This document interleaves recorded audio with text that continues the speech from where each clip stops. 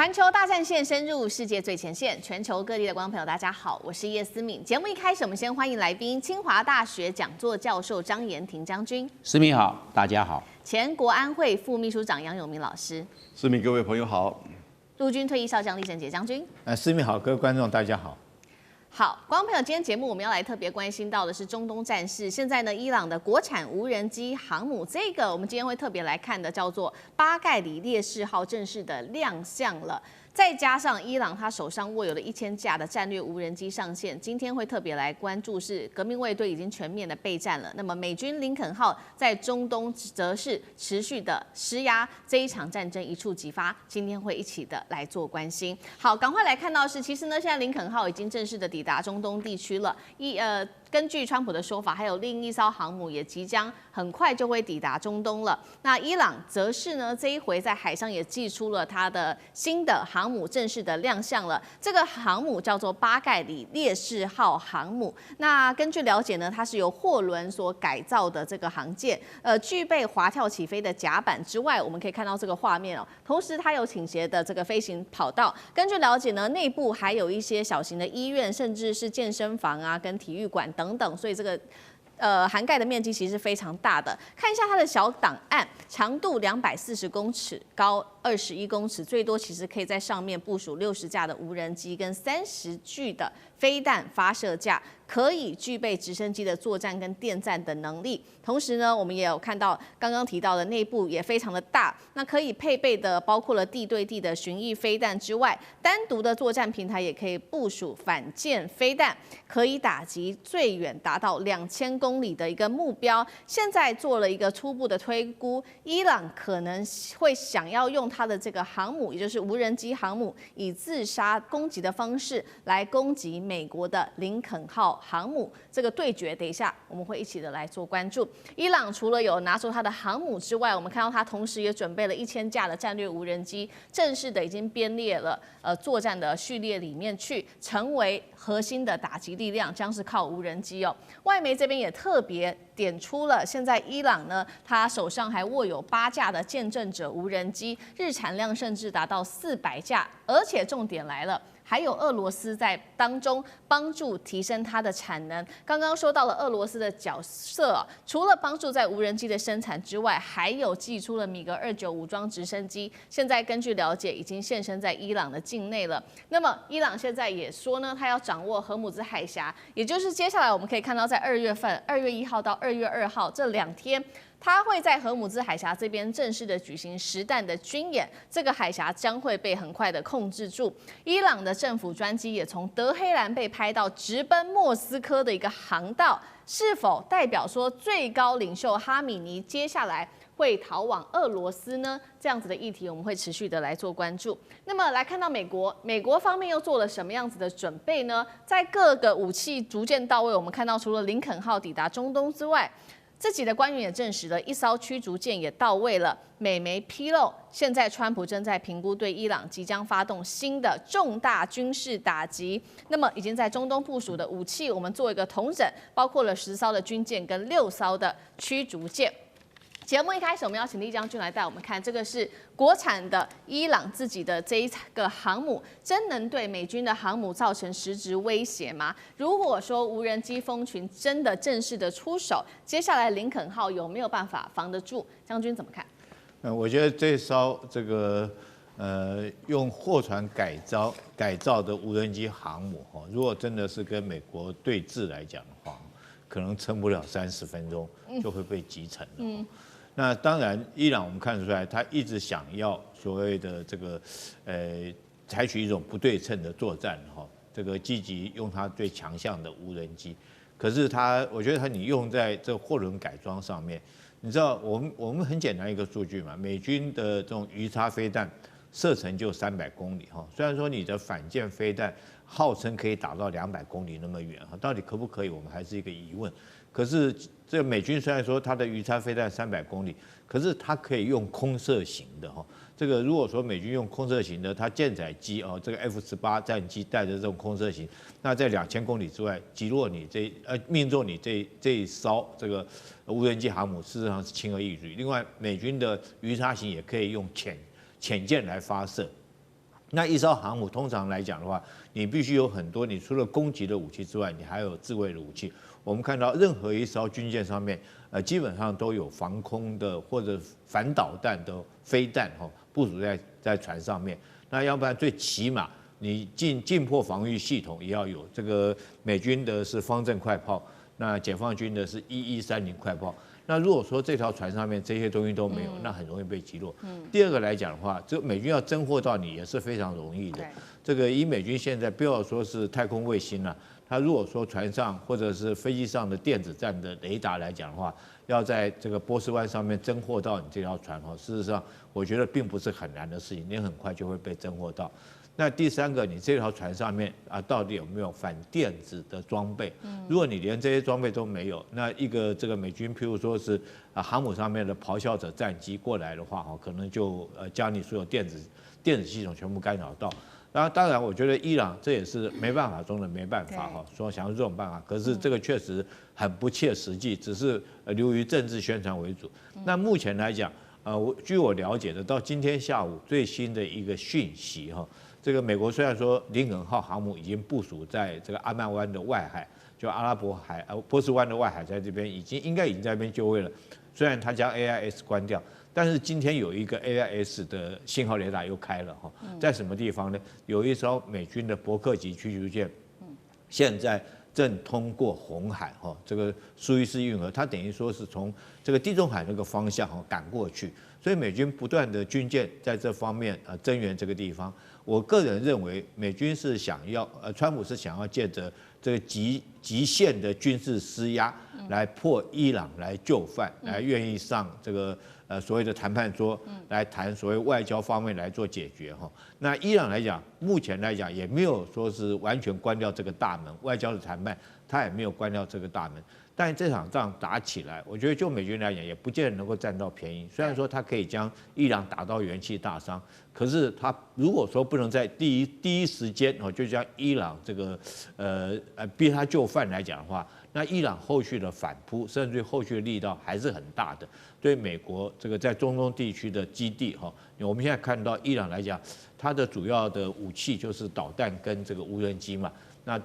不管是对以色列或对美军在这个中东地区的基地，都会构成很大的威胁。所以我个人研判到最后这两个国家还是会走上这个谈判桌，来做一个用外交方面来做一个解决。那真的是开战的几率，我个人研判是不高的。好，所以我们看到美方现在正在做极限施压，所有的武器都已经集结在伊朗的周遭。那另外一方面，这个伊朗看起来情势紧张，是不是在这个时候也有跟俄罗斯有军事上面的合作呢？刚刚提到了说，哈米尼的专机现在有在猜测是否要往莫斯科的方向飞过去，难道他是要逃离这个伊朗吗？那同一时间，另外就是有被发现遏制的米格29现身在伊朗，这个俄罗斯的角色在这个时候是什么？是政治避风港，是战争时候的后援吗？我们也看一下米格29的战力，可以为这一场战争带来多大的助力？张将军怎么看？我认为这个哈米尼到莫斯科去它有3个意义，也是3大目的。第一个做战略移转，因为哈米尼如果留在德黑兰，留在伊朗，它是美国要去攻击的目标，就跟在委内瑞拉对马杜罗就是要去擒拿他。那现在他如果是哈米尼是伊朗的最高宗教领袖，也是最高领袖，他现在到莫斯科去了，战略目标到莫斯科去了。你在这边，你对美国对德黑兰还能够有这一方面的要去狙杀哈米尼，用一个外科手术式的斩首战吗？没有啦，你的目标已经跑到莫斯科去了。在莫斯科来讲是相对安全的，这是一个战略移转，因为哈米尼在哪里？都会洞见观瞻，被以色列的摩萨德的情报组织，或者是美国的 CIA 中情局掌握，那就是我讲的轰炸幕，就是那个地方，因为这个很容易被掌握嘛，因为他这个想要去隐蔽，躲在哪里？躲在指挥所，躲在地下洞穴，或者躲在碉堡里面，很容易被掌握，那就是被攻击目标。那他离开了，你怎么攻击？他人不在那个地方，所以这是一个非常重要的战略移转到安全的处所。第二个，实施战略沟通跟战略协调。因为伊朗需要买什么武器、什么装备，所需要什么的急需，透过哈米尼直接在莫斯科直接跟他们的当局就协调了，不用再来来去去的了。这个我要买这个，这个要加强这个，这个要加强这个方面的交换，因为它是最高的，他直接在莫斯科就做了战略沟通跟战略指导，这是最快最直接的。最高领袖在这个地方嘛，很容易就可以达成他的战略沟通的这一方面的目标。我们第三个就是一个我们讲的保全战略象征，因为他是毕竟是伊朗的最高领导人，那最高领导人是安全的，安全无疑的，这个政治符号、政治图腾就保全住了嘛。对伊朗这一方面的这个指挥体来看的话，没问题，这个最高领袖是安全无疑的，大家都可以按照这个指挥体系、组织运作、这个官僚的体系继续来这边实施，没有问题啊。所以他这个是为了保全战略符号、战略图腾、战略象征，他做了这方面的努力。我认为伊朗是有备而来的，不然的话，那哈米尼在哪个地方？在伊朗，伊朗虽然大，但是问题是目标被掌握的是相对容易的。是。那我们现在看米格29，那米格29是一个战斗机，它的这个最高的速度是2.3马赫，这个最大的航程我们讲的就是1500公里。但是问题是它是老一代的。那它老一代的话，现在都已经到了数位化的这种作战模式，或者是体系化、网状化的作战系统。那它这个能够有多少的这个我们讲到的抗干扰、电子反制的能力，我认为堪虞。因为再加上一个最大的致命伤，就是讲的伊朗的训练，因为它经过它那么穷，经过美国的这种武器禁运，还有经济制裁，它在这一方面是经过长期下来，对它军力的这种折损跟他的训练来看的话，都会受到非常大的影响。尤其我们看去年2025年，这个以色列也包括美国的 B2 轰炸机对伊朗的这方面的轰炸，伊朗整个防空只管通勤系统也好，还有防空这个飞弹也好，防空火炮系统都没有发挥威力耶。那换句话说，它的系统空地整合的系统出了一个很大的问题。当然，俄罗斯也提供它的这个最新型的这米28的武装直升机，但是这是对地作战的，这个武装攻击直升机是对地作战的。那美军跟以色列如果不进入地面进入，这个米28大概只能这个空中警戒跟地面运兵的这方面的一个功能了，所能够发挥是有限的。所以米格29的战机也好，或米28的武装运输直升机也好，我认为在伊朗所能够发挥的战略角色相当有限。好，不管这一场战争会不会真的发生，但是我们看到，其实现在在中东附近，尤其是伊朗附近的邻国，他们其实很多国家是不希望发生的，这当中也包括沙烏地阿拉伯。主要的原因是，其实他们也会担心，如果真的在伊朗境内的神权发生什么问题的话，对于后续整体的中东情势恐怕也是会更危险的。为什么会这么想？杨老师怎么看？如果伊朗发生动乱、冲突、战争，那一定会有外溢扩大的效应。你想想看，伊朗这样子一个面积跟它的人口将近有9000万的这个人口，它在中东跟西亚的部分就包含阿富汗这些整个区域，它是最中心的。它连接了波斯湾跟黑海，那所有的历史上的就是重要的通道以及地缘的战略这个高点都在这里。那它又是两个特殊的是，它虽然是穆斯林，但是它绝大部分是什叶派，要跟其他中东国家的穆斯林国家不一样。第二个，它种族上是波斯人，古文明，可是一直以来其实就以这个区域为主，跟其他的阿拉伯人种族上不一样。因此，它是一个完整的，就是这个民族国家虽然有一些其他少数民族，当它如果发生战争的时候，你就可以想象得到，第一个，这个军事冲突会扩大，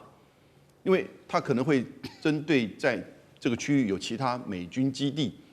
或者是从甚至伊拉克、科威特、巴林，然后呢，卡达到就是阿拉伯联合大公国。都会变成他攻击的对象，所以这个军事冲突的扩大当然以色列也是一个可能的目标，这第一点的这个危险。那第二个就是这个恐怖团体，就恐怖攻击也可能会扩大，因为过去各位记得吗？从伊朗到伊拉克到黎巴嫩，然后呢到就是叙利亚基本上一直连结的就是以什叶派为主的。那经过这一阵子，从伊拉克到黎巴嫩的就是相关的派系，以及到叙利亚的这个政变，这美国跟以色列相当程度的压制了伊朗支持这边的什叶派的一些作为。可是现在如果它整个动荡的话，这个一定会相关的这些组织恐怖攻击会再起。那第三个，能源你更不要想，战争还一开打的时候，波斯湾可能就被封锁了。然后呢，伊朗自己本身的油，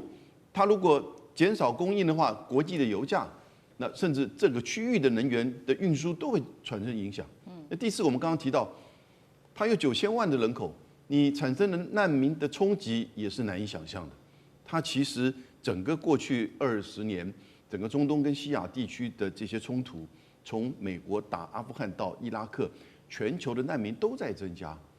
因此我觉得这几个层面，军事攻击、恐怖攻击、能源危机以及就是难民的问题，大概都会对这个区域产生严重的影响。我觉得美国大概也会想到这方面，然后呢，这些区域的各国也会告知美国，你要警告可以，你要预防性的攻击，那是你这个尊重你的决定。可是你要采取全面性的攻击的话，其实那就可能会造成整个区域的混乱。好，谢谢杨老师。那我们休息一下，马上回来。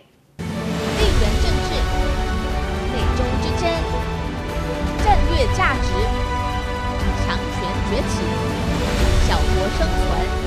现在与未来洞悉事件走向，掌握世界脉动，全球观点尽在环球大战线。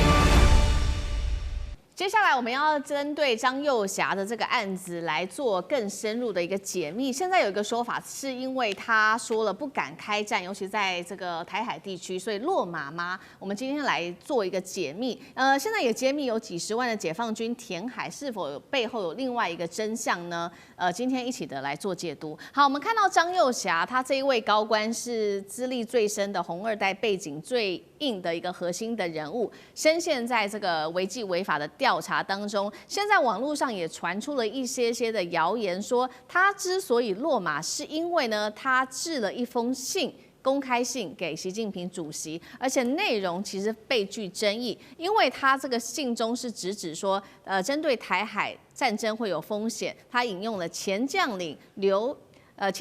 的一个言论。我们要来特别看到他在这个公开信里面呢，特别讲到了，这是刘亚洲的言论。他说呢，几十万的军人填海里面也靠近不了台湾这个地方，所以呢，现在张幼霞他也点出了在四个期望，特别点到的是21大的卸任，还有不发动任何形式的战争，永远不要跟美国为敌，还有真诚改革开放，并且还权于民。公开信的这个内容引发了许多的争议哦，也有人在看说，这是真的有这一封信吗？还是真的体制内？这个解放军的体制内有分歧，或者是根本就是境外势力在操作一场心理战呢？我们也要来看到说，为什么张幼霞这一次备受关注？因为她的地位真的很崇高，尤其我们来看到几个她有关于她的生平上面的回顾。她是红二代的血统，并非是一般的将领，尤其是父亲是老红军，也是开国将领。那么她跟这个父亲跟习近平的家都可以说是军中的世交，属于典型的红二代军人呢。再来就是说，他是真的有参与过战争，在1979年的时候，中越战争当中有参战，被认为是少数在现役高层中有经历战争的人。那么在军中呢，长期又被视为是务实派，是非常重要的人物，他不会唱高调。历任来说，他也是这个掌握了许多的军工跟装备跟采购的命脉，更被视为是他有实质的掌握这个军权的核心。所以现在呢，也有一个说法是来自于解放军报的说法，特别强调说，其实重点也不是贪污这件事情，而是军队里面只能对一个权力中心来做负责，这件事情才是今天他落马的原因吗？所以节目一开始，我们先请教将军怎么看这个网络上面说有这封亲笔信留给习近平的，他说几十万军人填海也救不了台湾。但是我们在节目上也多次提到了美军的兵推，都显示美军在台海战争会损失惨重。张幼霞的这一封亲笔信在军事上到底站不站得住脚，还有它的真实性又有多高？将军怎么看？我认为这封信是假的了哈。如果纯粹就军事的角度来研判，我觉得是可能是外面体制外他的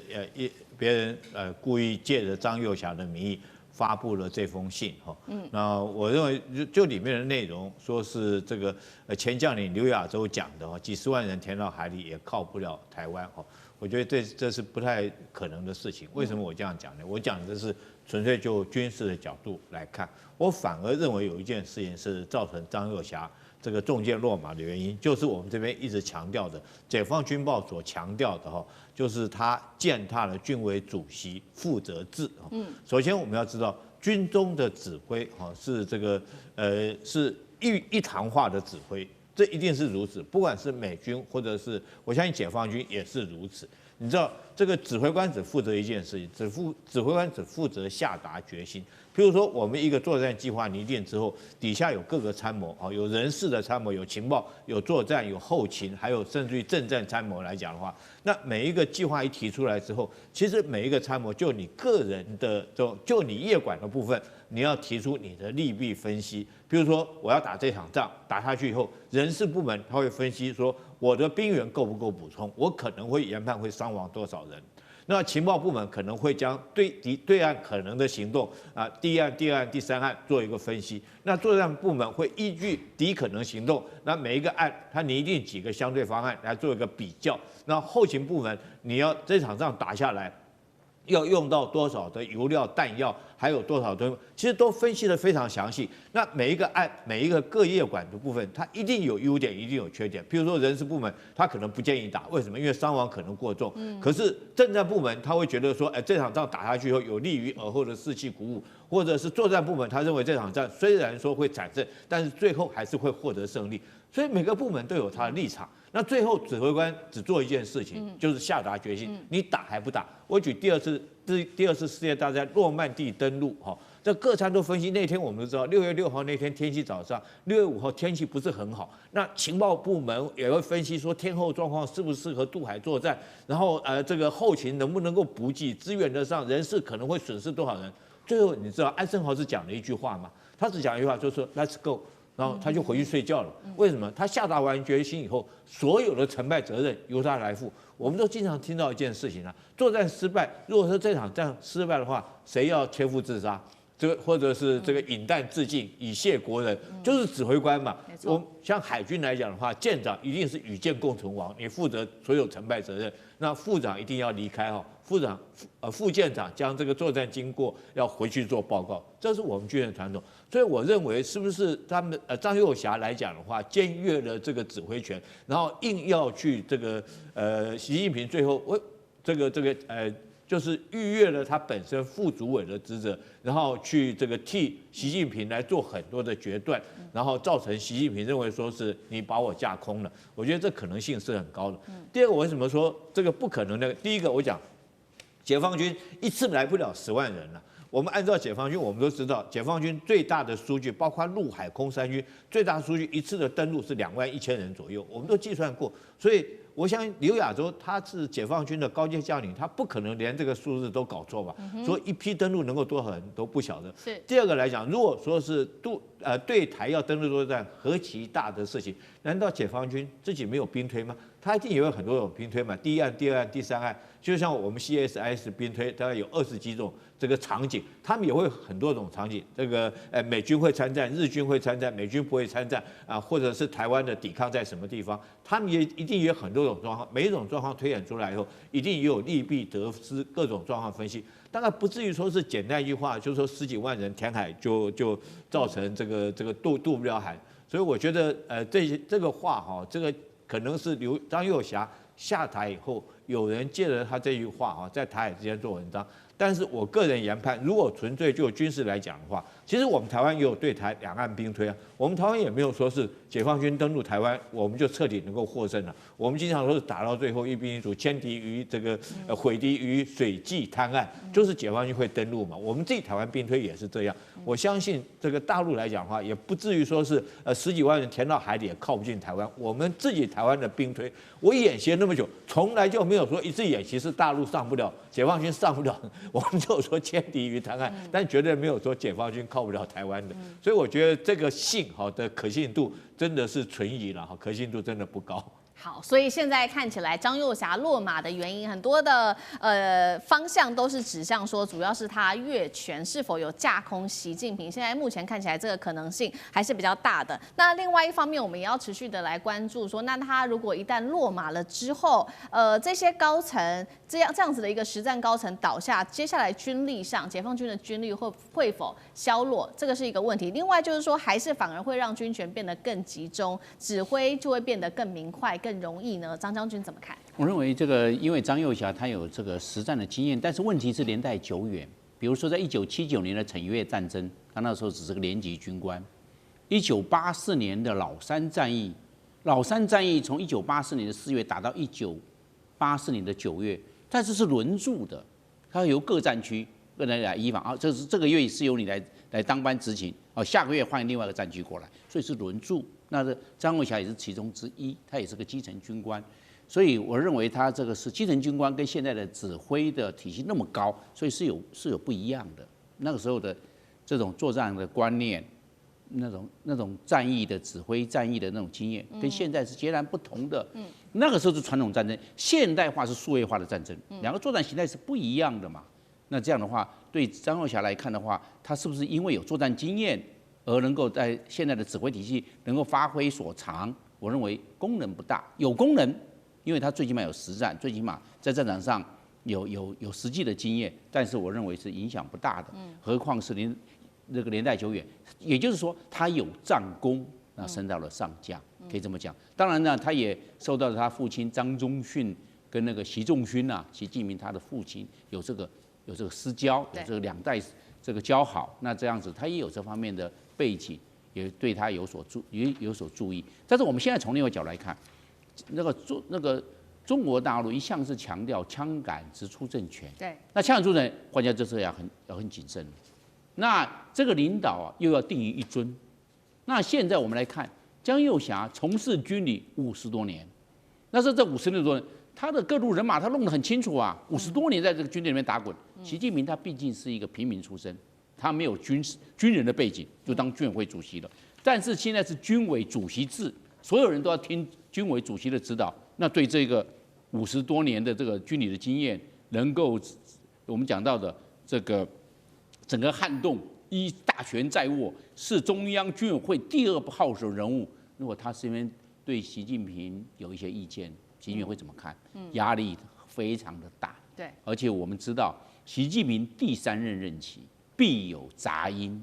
那必有杂音，如果张幼霞站在杂音的这边，或者是他有一些这方面的想法或者是意见的陈述，习近平压力会很大哎。我是主席，你是副主席，你好像要另立党中央一样哎，会造成习近平的芒刺在背。所以我认为《解放军报》在这方面的说明是有它的一个逻辑跟依据，是这个样。那因为他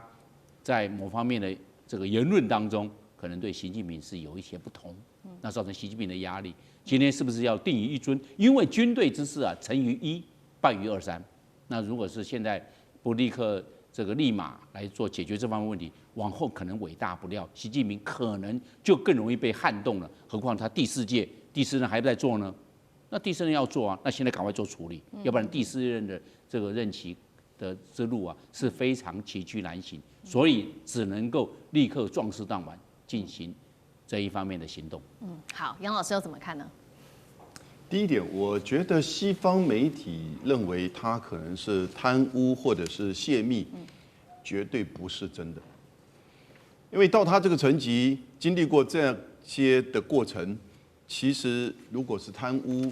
那当然贪污也许是一直的调查，但是呢，以这个为主要的原因，把他跟刘振立2个人同时就是送办，那我觉得贪污跟泄密应该不是真的。我个人认为，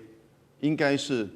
他跟刘振立代表了什么呢？他代表了军委会的副主席的最资深，然后呢，刘振立代表的是军令系统的最高指挥官，也就是参谋长。所以换言之，这2个人的结合代表的，他们一定在军令系统上面，也就是在作战指挥的这个层面上，有跳过军委会主席，然后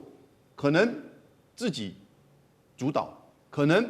部分隐瞒，可能根本没有告知。那我觉得以过去这段时间有3个行动，其实是跟军令系统有关的，那就是在高市早苗发言之后，对台的围台军演，以及辽宁舰穿越宫古海峡，在第一跟第2岛链之间的演习，后来发生雷达照射事件。第3个，中俄的联合空军演习，也就是战略轰炸机穿越日本海、对马海峡、宫古海峡，这3个几乎是很接近的这个时间点。那看起来它是一个军令的决定的军事行动，但是大家都知道，这3个具有高度的政治意涵跟安全的意涵。如果说这2位他一旦决定了什么事情，但跳过了军委会主席习近平，或者是部分隐瞒、部分没有告知，很多情况都有可能。那习近平会觉得，那我作为军委会主席，这么重要的事情，这不是单纯的演习，这不是单纯的军事行动，这是一个政治决定，它会对国家战略、对国家利益产生有影响，不管它是不是该做或者是怎么样，这是应该我的决定，就决策权而言。各位要了解哈，在2014年的时候，习近平就任之后，隔1年，他也召开了中共中央国家安全委员会，所以他们也有国安会呀。这个国安会主席就是习近平，然后呢，3个副主席分别是政、党、军、李强、蔡奇以及当时也就是最主要的军委副主席。所以实际上，中国大陆在做这种对外要不要发动什么样的战争，要采取什么样的行动，这个是政治决定，这不是军人决定的。军人在这个之前，不管你是什么层级，就算是军令最高的指军委会的所谓的副主席，你只是告诉我打或不打各自有什么样的影响跟成效，决定打跟不打怎么打是政治的决定。我觉得张又侠在这个问题上没有搞清楚，因此可能大概就真的是侵犯到了习近平觉得这个东西如果尾大不掉，怎么还得了？那就变成枪杆子，会影响到我们的政权了。那现在又成立一个国安会，所以你现在看到，我觉得慢慢将来的权力可能会移到国安会这个层面来。不是我以前待的那个国安会了，那个中共中央国家安全委员会，军委会的角色，我觉得会有点转变。是因为军委会现在感觉到它已经有点超越，它只是做一个军事的参谋以及决策，最后关键还是国家领导，还是军委会主席，还是国安会的主席啊。好，谢谢杨老师。那我们休息一下，马上回来。地缘政治、美中之争、战略价值、强权崛起、小国生存，现在与未来洞悉事件走向，掌握世界脉动，全球观点尽在环球大战线。我们其实要来关心到是川普这一次在要对古巴下重手了，有人在看说美国会不会再度走到当年的古巴飞弹危机的边缘？今天会一起的来做关注。现在看起来或许有这样子的一个迹象，因为川普在1月29号这一天是最新宣布呢，下达了签署行政命令，进入紧急状态，接下来将会对任何对古巴出售或提供石油的国家就会课予新的关税。川普有给予理由是什么呢？我们来看到有几个理由。他认为说古巴境内设有俄罗斯最大的海外信号情报设施，这样子的一个设施会窃取美国最敏感的所有的国安资讯。第2个原因是因为他们认为说古巴有在为真主党、哈马斯等等的恐怖组织提供庇护，还有一个说法是因为他说呢，古巴散播共产意识、迫害政治异议人士，会对美国构成异常大的一个威胁，所以美方要针对古巴立刻做出回应。还有呢，所以我们节目要一开始特别请杨老师来看，为什么选在这个时机要突然间对古巴下重手，会成为下一个委内瑞拉吗？古巴老师怎么看？卡斯楚革命之后，从1959年执政到现在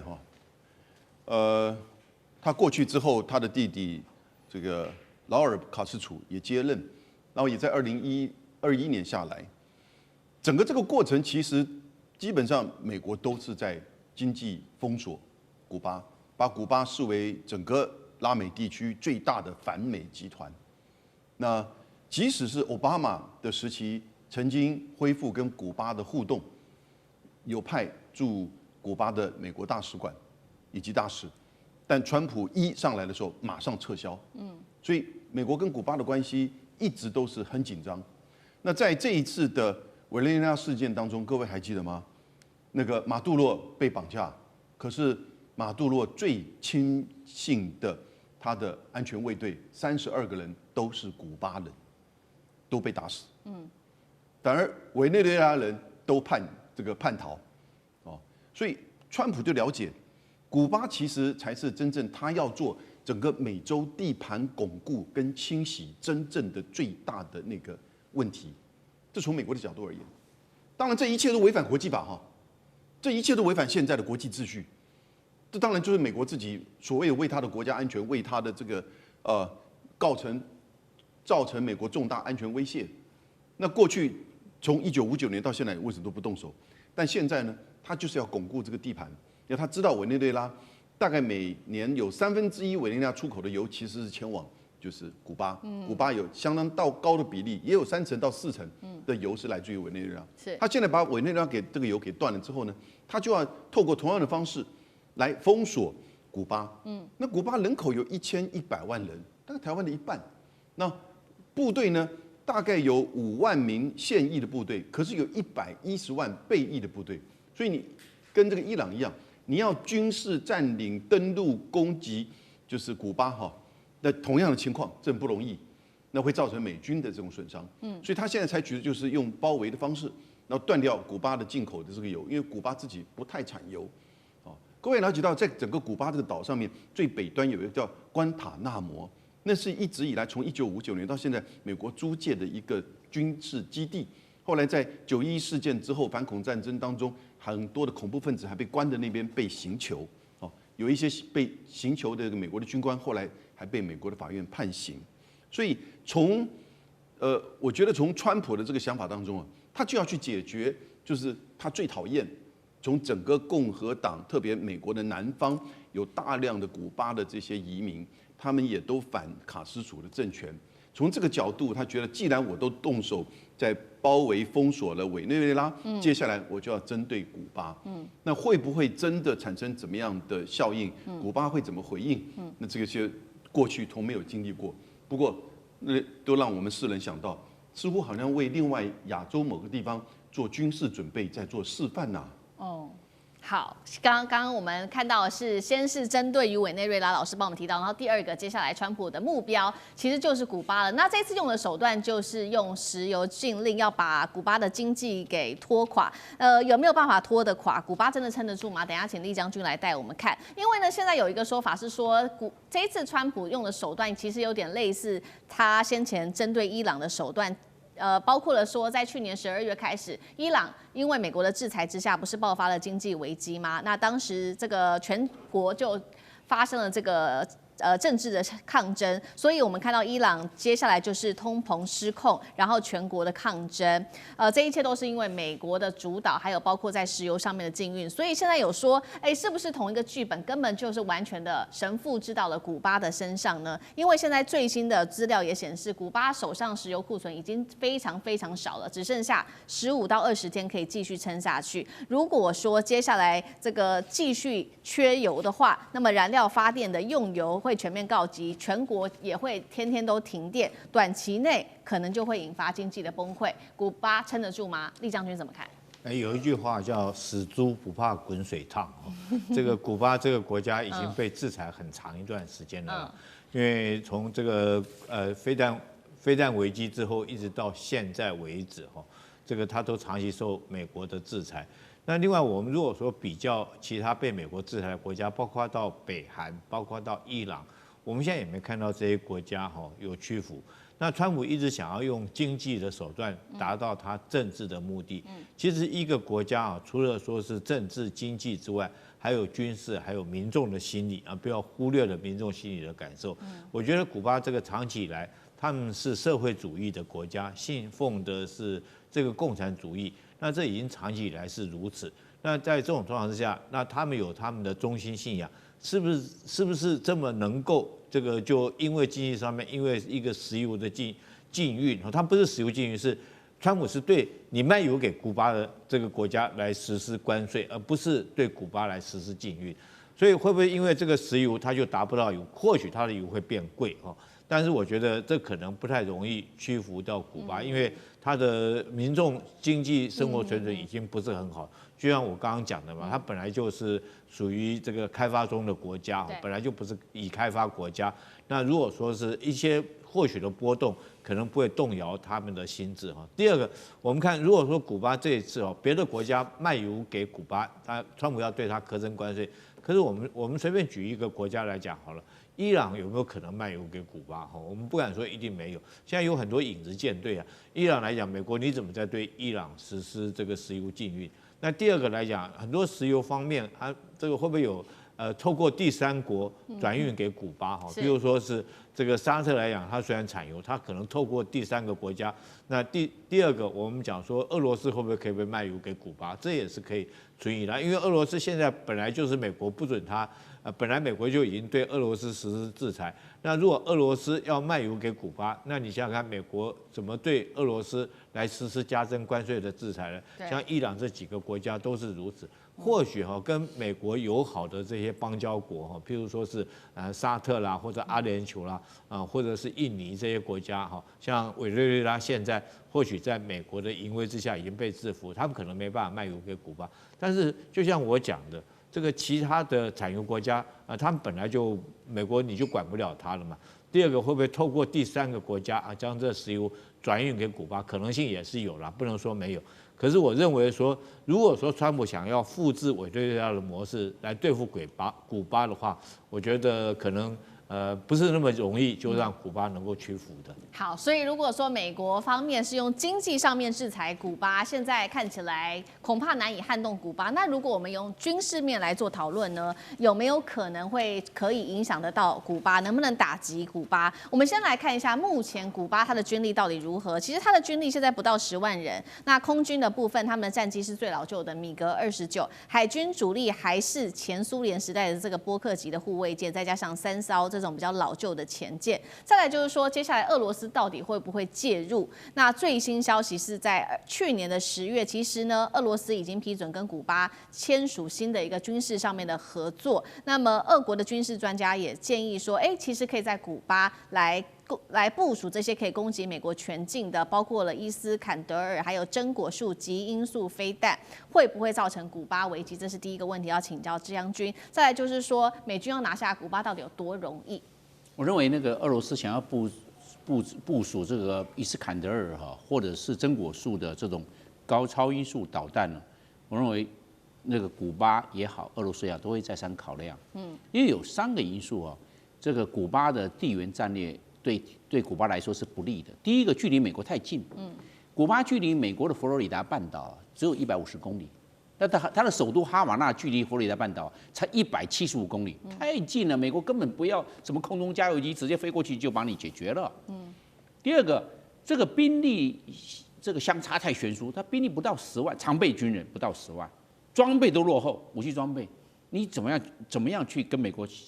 较量？美国这个轻而易举，顺水推舟就把你给弄掉了。所以是问题在这个地方，你部署那个真果树跟伊斯坎德尔的这种地对地的导弹，我认为用处不大，只是刺激美国。我认为这个是效果不大。第3个，历史对抗的包袱让古巴越来越弱。那经济制裁一直在经济制裁，军事制裁一直在军事制裁，没有停止。但是美国为什么不动手？我认为美国考虑到3个不能动手。第一个，把推翻古巴的这个领导精神很容易但是要去治理好困难哦，因为它共产主义它的制度完全不一样你这样你怎么去治理？你换一个人又是那个样子，你怎么去治理？它的政治文化，古巴的政治文化跟美国截然不同，你怎么去治理？那不一样你换了人，结果这个烫手的山芋，那你怎么解决？第二个，美国没办法解决的是说，古巴1100万，他只要100万难民，那就到美国去，那么近，船就过去了。美国100万难民涌进来，你怎么办？你怎么安置100多万难民，我们讲1成就好。古巴人口1100万嘛，你110万难民你怎么去接纳？是哇，好困难好麻烦呢。不要去捅这个马蜂窝，美国会这么想。我捅马蜂窝，我难民我怎么照顾啊？他要求美国帮忙。就是这个。第三个，南美洲会有反美的浪潮出现。你把古巴给推翻了，那其他的国家整个南美洲这个南方市场通通出来了。你怎么可以把它推翻呢？你违反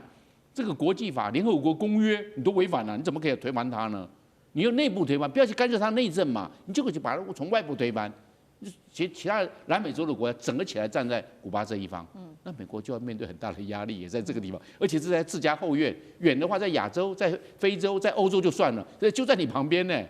会有这个状况。我认为这3大的这种压力、这种状况，美国会考量再三，可能对古巴这一方面会有施压，但是动手，他还要多商来筹措。好，谢谢张将军。那我们休息一下，马上回来。地缘政治、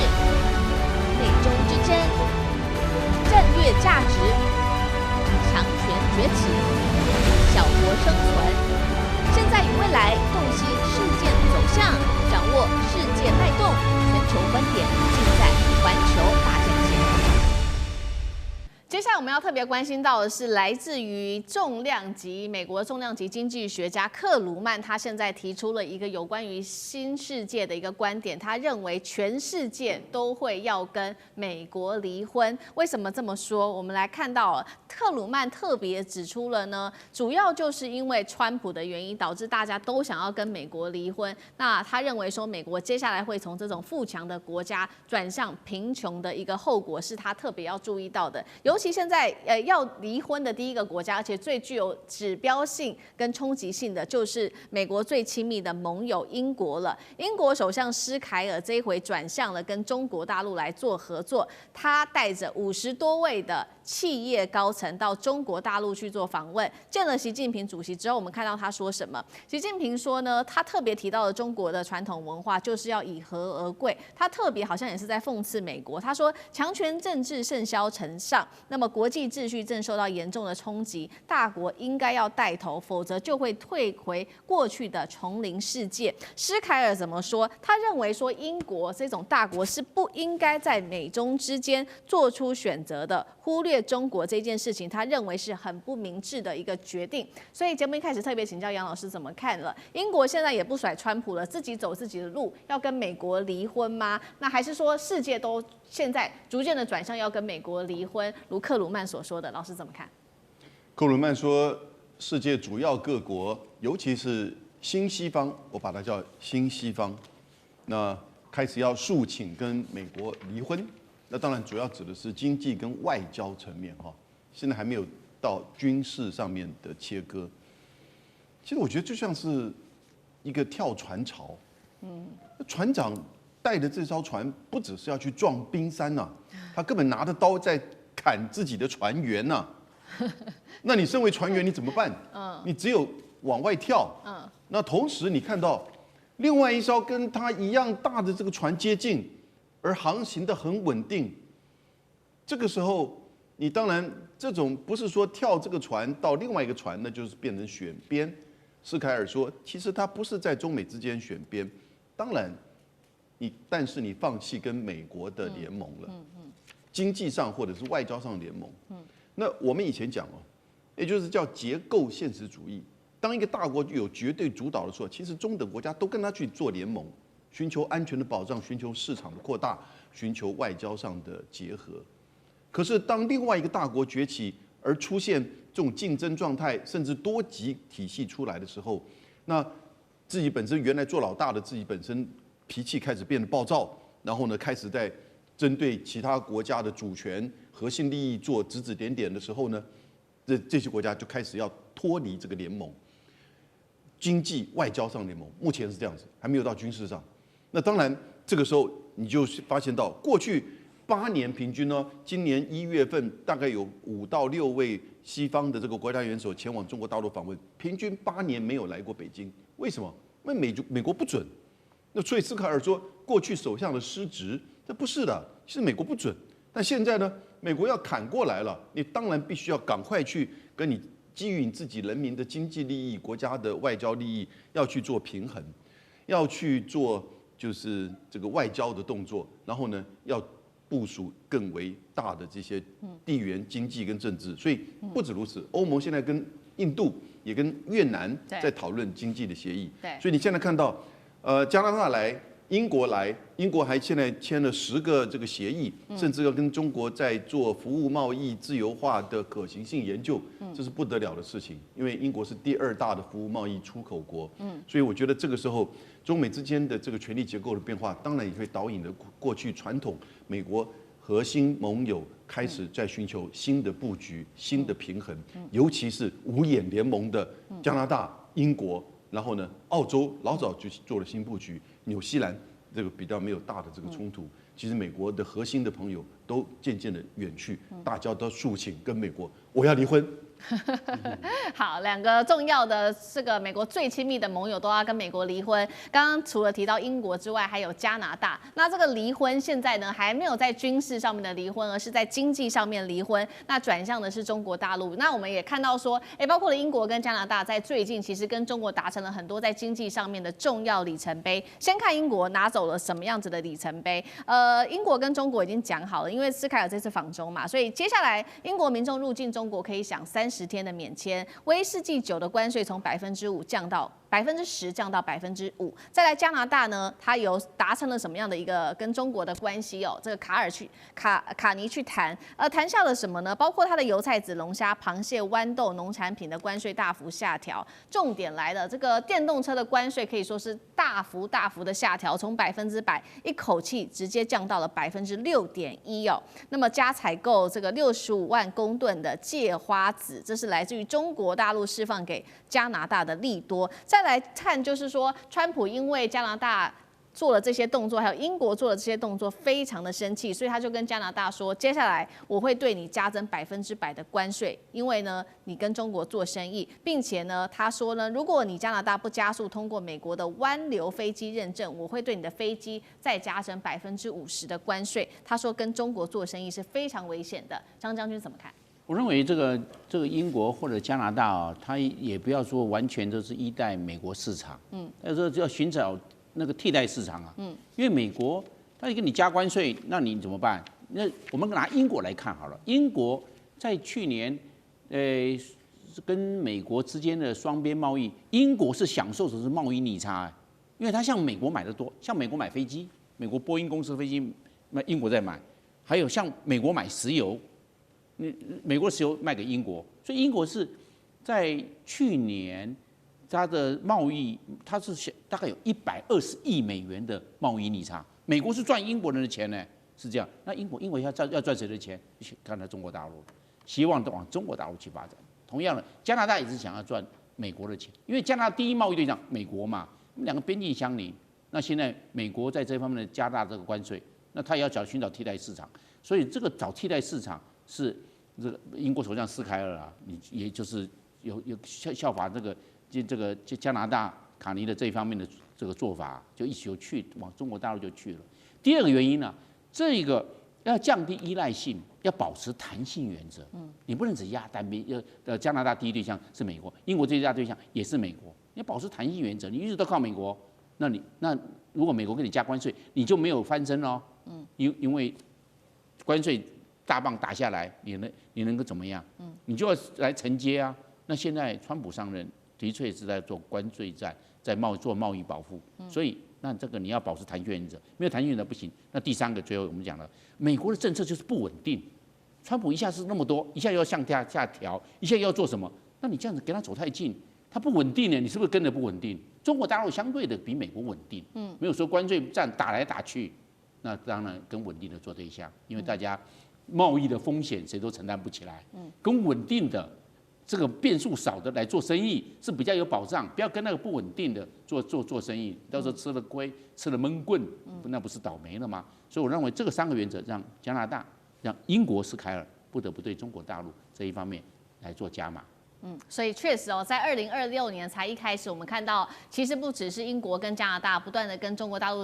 有更多更紧密的谈判，许多的国家在今年的1月份就已经跟中国大陆做更多的拜访。那现在有很多的国家现在是说排队要跟中国大陆见面。我们先来看到，包括1月跟2月有哪一些国家。1月份刚刚提到的加拿大跟这个英国之外，再来就是南韩总统李在明，还有爱尔兰总理跟芬兰总理。2月现在说呢，会预估排队接力上去见中国的领袖，希望能见中国的还包括了乌拉圭总统跟德国总理贝尔茨。再来欧洲，同时也看到了南亚、印度市场的一个重要性，所以呢也签署了 FTA，希望能够吃下整个在这个地方这个区域20亿人口的市场，全球贸易量占全球 GDP 的25%。那厉将军怎么看川普的关税到底害到谁？